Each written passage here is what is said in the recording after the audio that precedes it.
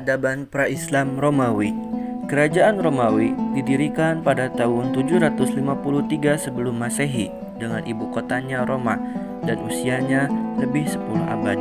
Bulan Mei 30 Masehi terjadi perpecahan dalam kerajaan Romawi yang berpusat di Roma, yaitu pecah menjadi dua kerajaan. Kerajaan Romawi Barat atau Roma dan Kerajaan Romawi Timur dengan ibu kota Konstantinopel dan Konstantinus Agung atau Kaisar Konstantin sebagai maharajanya. Kerajaan Romawi mengalami puncak kejayaan pada masa Maharaja Justinus I 527 sampai 562 Masehi, dan pada zamannya pula terjadi perperangan seru dengan kerajaan Persia Sassanid dan berakhir dengan perjanjian damai kekal yang tidak kekal dengan jasa dua orang panglimanya, yaitu Belisarius dan Narses. Justinus berhasil merebut Afrika Utara, Italia, dan lain-lain dari tangan bangsa Vandal dan Goth Timur. Kondisi agama. Negeri-negeri yang berada di bawah kekuasaan kerajaan Romawi Timur pada umumnya beragama Nasrani yang pada waktu itu terpecah dalam berbagai aliran. Adapun yang termasyhur di antara aliran tersebut yaitu ada tiga. Yang pertama, aliran Yaqibah, banyak dianut di Mesir, Habsyah, dan lainnya. Yang kedua, aliran Nasatirah, banyak dianut di Musil, Irak, dan Persia. Aliran Mulkaniyah, banyak dianut di Afrika Utara, Sicilia, Syria, dan Spanyol. Di antara aliran ini terdapat perbedaan keyakinan. Aliran Yakobiyah berkeyakinan bahwa Isa Al-Masih adalah Allah dengan pengertian bahwa Allah dan manusia bersatu dalam diri Al-Masih. Aliran Nasatirah dan Mulkaniyah berkeyakinan bahwa diri Al-Masih terdapat dua tabiat, yaitu tabiat ketuhanan dan tabiat kemanusiaan. Perdebatan seru terus-menerus terjadi antara aliran-aliran ini tentang keyakinan kepercayaan kepada Allah. Dilukiskan dalam Al-Quran tentang kepercayaan mereka itu firman Allah Subhanahu wa Ta'ala yang berbunyi, sesungguhnya kafirlah mereka yang berkata bahwa Al-Masih putra Maryam adalah Allah, dan berkatalah Al-Masih, wahai Bani Israel, beribadalah kepada Allah Tuhanku dan Tuhanmu, sesungguhnya orang-orang yang mempersekutukan Allah maka sudah pasti Allah mengharamkan surga baginya dan tempat dia neraka jahanam, di mana nanti mereka yang jahat tidak akan ada pembantu.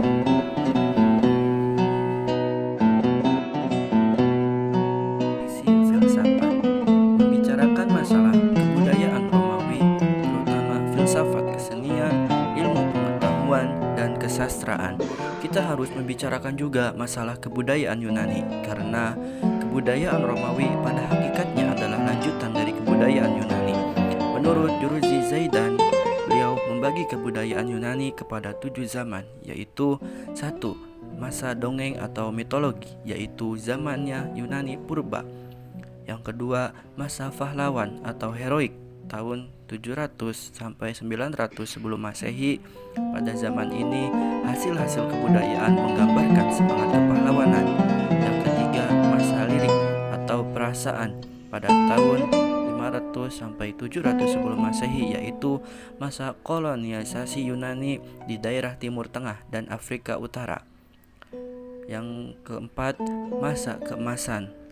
Pada masa ini menjelma sajak-sajak tamsil atau dramatik, filsafat, khitobah, dan sejarah. Yang kelima, masa Iskandari. Pada masa ini pusat kebudayaan pindah dari Athena ke Iskandaria atau Alexandria, sehingga Iskandaria menjadi pusat segala kegiatan ilmu, filsafat, dan sebagainya. Yang keenam, masa Yunani Romawi. Pada masa ini daerah wilayah Yunani telah jatuh ke dalam kekuasaan kerajaan Romawi. Dengan demikian jatuhlah atau mundurlah kebudayaan Yunani, akan tetapi orang-orang Kristen memperbarui, mengubah, dan sebagainya, dan daerah-daerah wilayah Yunani dimasukkan ke dalam wilayah Romawi Timur. Masa Bizantium, yaitu zamannya kegemilangan pusat Romawi Timur atau Konstantinopel, di mana menjadi pusat kebudayaan dan peradaban Yunani. Dengan perhatikan catatan ini, jelaslah bahwa kebudayaan Romawi adalah lanjutan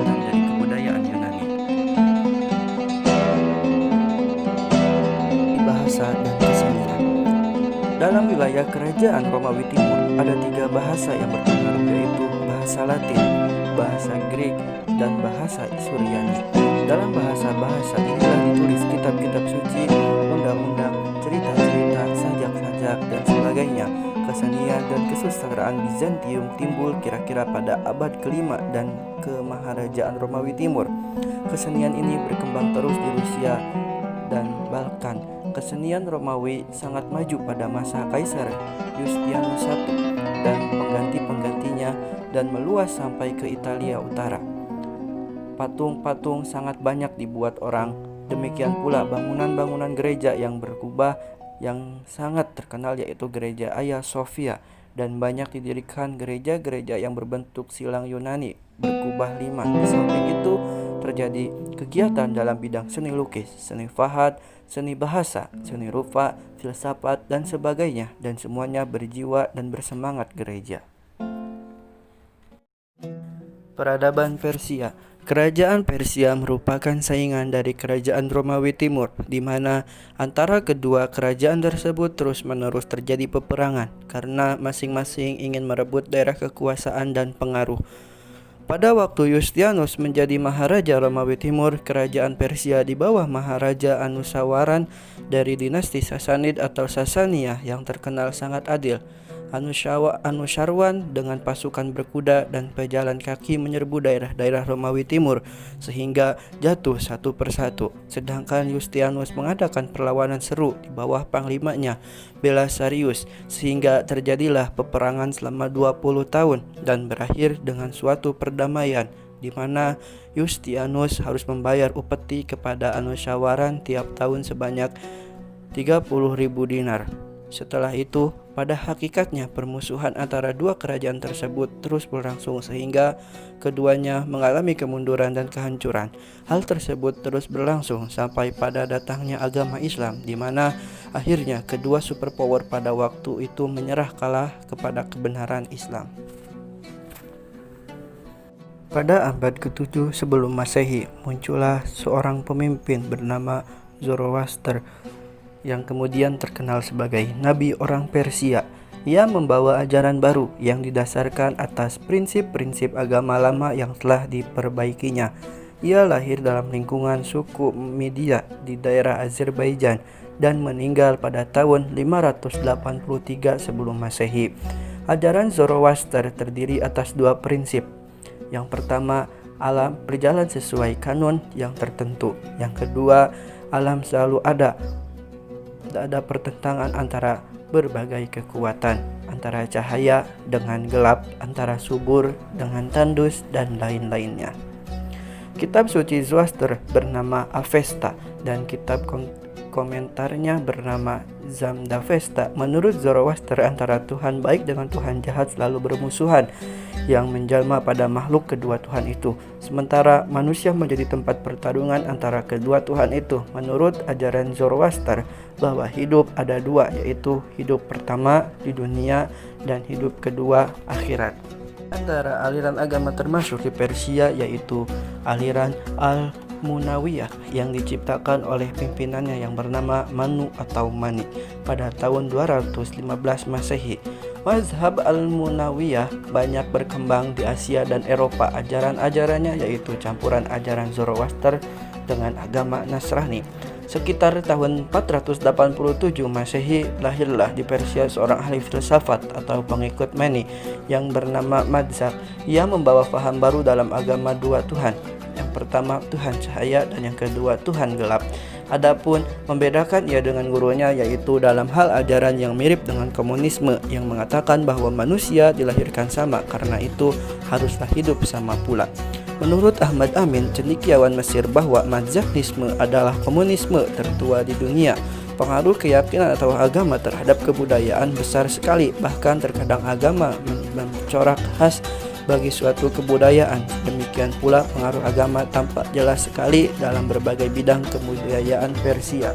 Pada waktu pemerintahan dinasti Sasanid yang menjadi bahasa Persia resmi yaitu Pahlavi dan juga menjadi bahasa kitab suci mereka Avesta. Oleh karena itu pengaruh kitab agama ini dalam memelihara dan memperkembangkan bahasa Pahlavi besar sekali.